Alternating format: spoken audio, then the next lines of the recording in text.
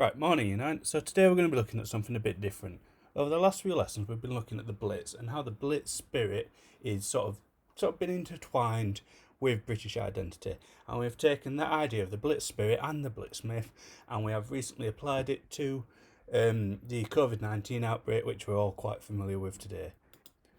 However, now we're going to move forward with the Second World War. We're going to move back onto a more international level. So we're not just looking at Britain itself, but we're going to look at more. We're going to look at different countries basically, and in particular today, as you can see from the title, we're going to look at why did the USA join the Second World War. Particularly, we're going to look at the short-term event of what's known as the attack on Pearl Harbor. So the first thing I would like to do at the top of your page, can you please write down your title? Why did the USA join the Second World War neatly and underline it with a ruler? Then I would like you to copy down your two key words for today. So we've got Congress, which is like a group of elected individuals who represent the American people. That is sort of like the British Parliament, the House of Commons we have today, however it's America's version. And we also have isolationism, which is this sort of idea that America sort of wants to be left alone at this point. They don't want anything to do with Europe. They fought in the First World War. They didn't lose as many people or have as much destruction as Britain or France, but they did lose quite a lot. And what they're wanting to do now is sort of keep to themselves, make their own country better, and sort of ignore the problems of the rest of the world. And that's called a policy of isolationism, being isolationist. They want to isolate themselves and be on their own. So as we know, by 1940, 1941, the war is not going great. Following the evacuation of Dunkirk, Britain was on its own against Nazi Germany. Nazi Germany and the Wehrmacht, the German army, had advanced through Europe at a rapid pace. France had surrendered and was now sort of like a puppet state of Nazi Germany, and Britain stood alone against what was, quite honestly, probably one of the biggest armies to ever assemble. Now, the evacuation of Dunkirk was a defeat for Britain, as we can remember. However, Churchill did present it as a victory in Britain because it showed that the British people had managed to rescue their own troops. Now, this was important for Churchill, and it continues with the Blitz because at the time, France, Belgium, the Netherlands, and Austria, Czechoslovakia, and Poland had all fallen. And it looked like Britain was going to lose the Second World War and that Nazi Germany would win it. So Churchill knew to keep things going, he had to keep the morale of the British people at a high level. And he could not, so that the people would not force him to surrender, so he could keep the fight going. Now this was put to the test when Hitler wanted to launch Operation Sea Lion and try and invade Britain itself. However, during the Battle of the Britain, which the British did win, we managed to push back the Luftwaffe, which meant we maintained control of the English Channel. In retaliation for that, though, Hitler did try to bomb British cities, try and damage our morale, break it, and basically wear the people down so that they didn't want to fight any further. Now, as we know, Churchill did a lot to try and prevent that and try and keep the morale high. For example, those photographs we looked at, the milkman, which I don't know if many of you actually did see my little note underneath it, that the milkman photo is actually staged. It isn't a real photograph, or it is, but the milkman in it isn't a real milkman. It's actually the photographer's assistant. We've also got the one of St. Paul's Cathedral, where it's sort of shining, the light is shining on it, saying that God is with Britain. Britain is in the right. Look at all this damage around London, but yet St. Paul's Cathedral is unharmed. However, that is pretty much British focused. And what we're going to do now is we're going to look at a different country. We're going to look at America. And we're going to move away from Germany as well, because America's main opposition at this point, even though America is neutral, becomes the Empire of Japan. Now, the Empire of Japan and America were neutral. They were not at war. Both governments were talking to each other. And that is why what we're going to study today can be seen as quite a surprise for America. So what I would like to do now is to write this up in the USA before December 1941. What we're going to do is we're going to make some little notes, some bullet points, and answer a couple of questions to sort of determine what it was like in America. Why were they not part of the war up until 1941? So during this time, Churchill was trying to maintain, like I said, the high morale in Britain to keep the fight going against Nazi Germany. And the USA had no intention on joining the Second World War. The people of America were fed up with the First World War. Like us and like Germany, they were also suffering from the effects of the Great Depression and the Wall Street crash, which means a lot of people in Germany were unemployed. They had no money, they had no jobs, they were suffering. There were people living in parks and sort of like shanty towns built at some point, which became known as Hoovervilles. And like many other countries in the 30s, it just wasn't working out for America. Now, what happened was any conflict in Asia and in Europe pretty much seemed irrelevant to America. They were the other side of the world. They didn't really care what was happening. Germany was attacking Europe, but they didn't care. It wasn't their business. They were so far away that it just seemed irrelevant to them. And essentially, the American people just didn't want to go to war. They thought that the dramas of other countries hundreds of miles away was not their concern. However, then comes in this man who was President of America at the time. This is Franklin D. Roosevelt, or FDR as is commonly known. And because of this attitude, the American Congress would not allow the USA to go to war. However, FDR kind of did wish to take America into the Second World War. He believed that America should have a more global presence, be a bit more involved in what was happening in the world.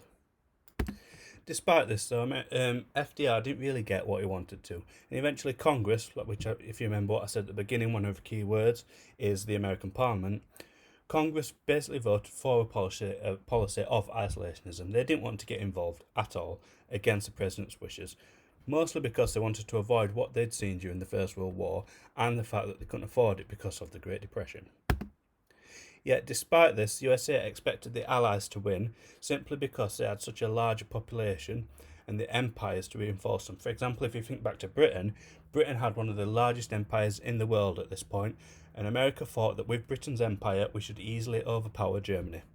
As we know, at this time that wasn't happening because Britain was being repeatedly bombed and it was struggling just to maintain its effort and its morale at home, and they had no troops or very few left in France. However, after the evacuation of Dunkirk, it did become looking likely that maybe Britain and European countries could not handle the threat of Nazi Germany, and this seriously began to worry people like FDR, because they were democracies and the Nazi Germany presented a massive threat to democracies because they were, with Hitler leading them, a dictatorship.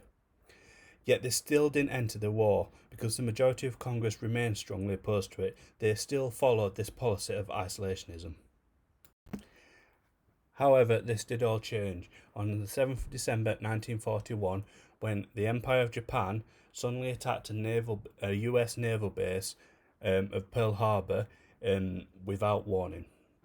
Now, this is seen as a trigger point for America, is their point in entering the war, because they were not expecting this. They were a neutral country, and Japan sunk quite a large portion of their naval fleet. So what I'm first going to ask you to do is I'm going to ask you to watch a video clip. Now, this video clip is from a film on Pearl Harbor, and I've got to stress that it is made for entertainment purposes. It is not a clip that is historically accurate. However, what it does do is it is good for forming a sort of a visual and image of what happened during this event.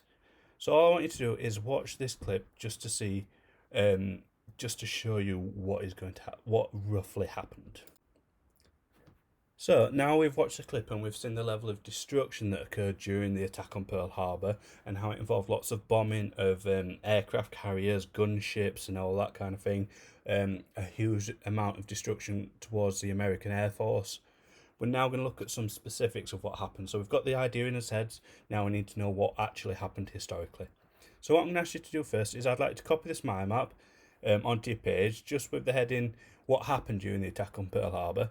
And as we discuss what did happen, we're going to go for it. I'd like to make some detailed notes around your mind map, just to show what you think, what did happen.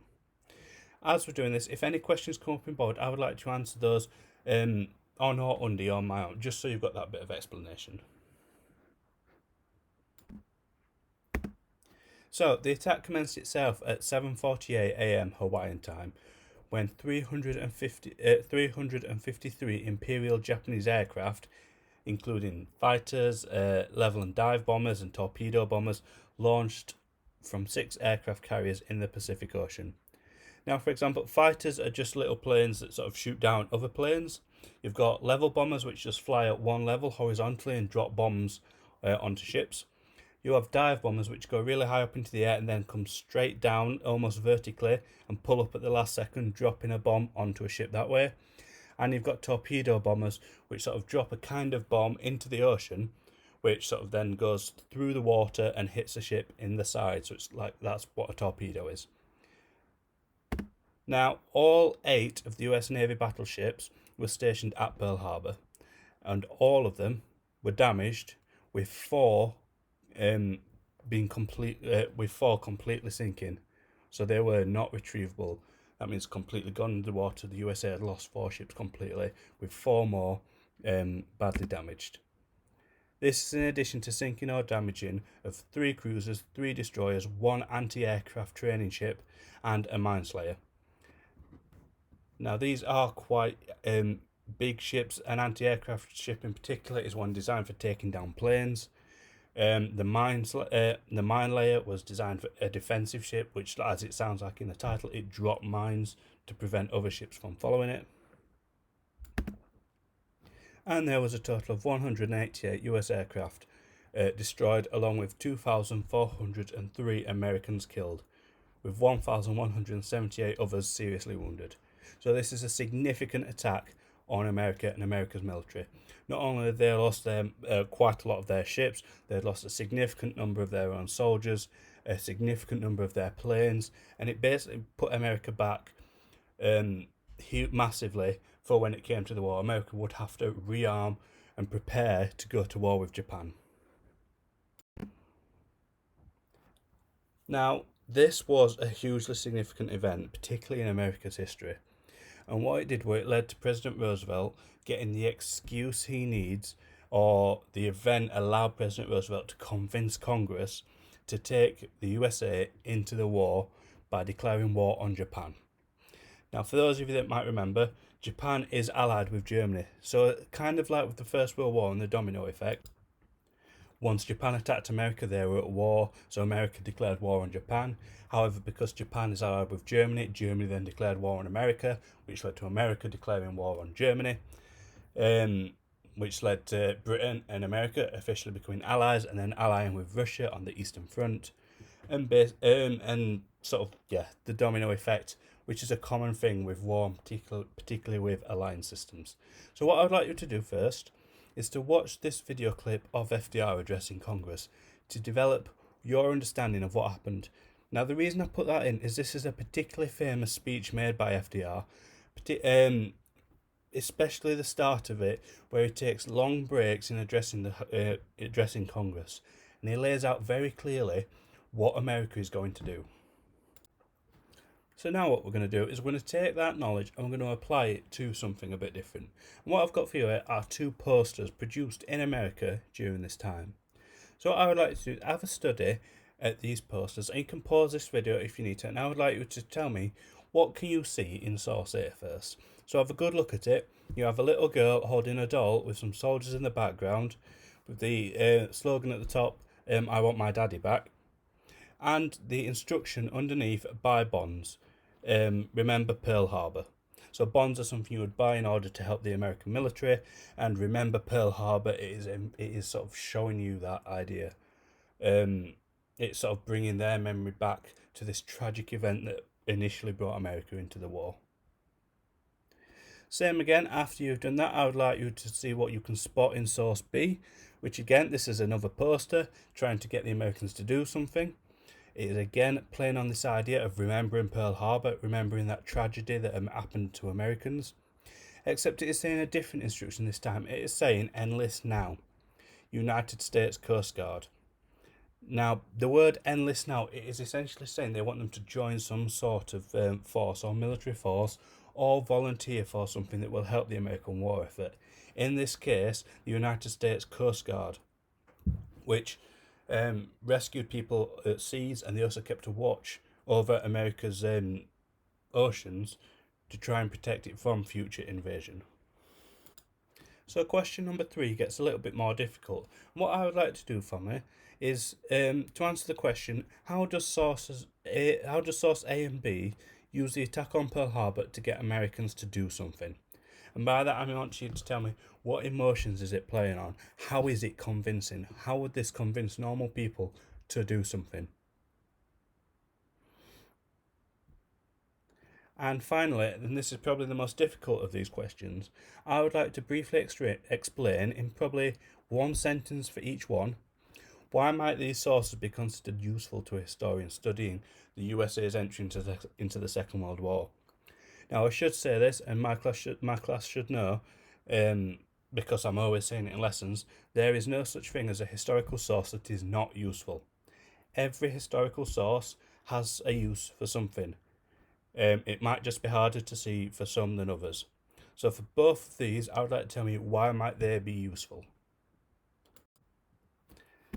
Now, although historians believe that Hitler didn't necessarily know about Japan's attack on Pearl Harbor, the USA still ended up at war with Nazi Germany, like I said, because of the domino effect. Once the USA declared war on Japan in retaliation for the attack, Germany was forced to declare war on the USA, which then brought the USA into the war against Germany. However, there is also some evidence to suggest that the USA would join the war eventually. For example, FDR was a very close friend of Winston Churchill and believed that the USA should have a more international role, like I said, and that Congress was slightly worried about the success of Nazi Germany and how it was very quickly defeating Europe, and how it had pushed Britain back out of France and was now planning, or looks like it could invade Britain itself. Nevertheless, this did prove to be a huge mistake for Japan, as the USA eventually did as the USA quickly entered the war after the attack on Pearl Harbor, and later in 1945, the USA actually won the war against Japan, which is a very significant event in history, and it's an event we'll be looking at later, but it involves the dropping of the first atomic bombs on Hiroshima and Nagasaki.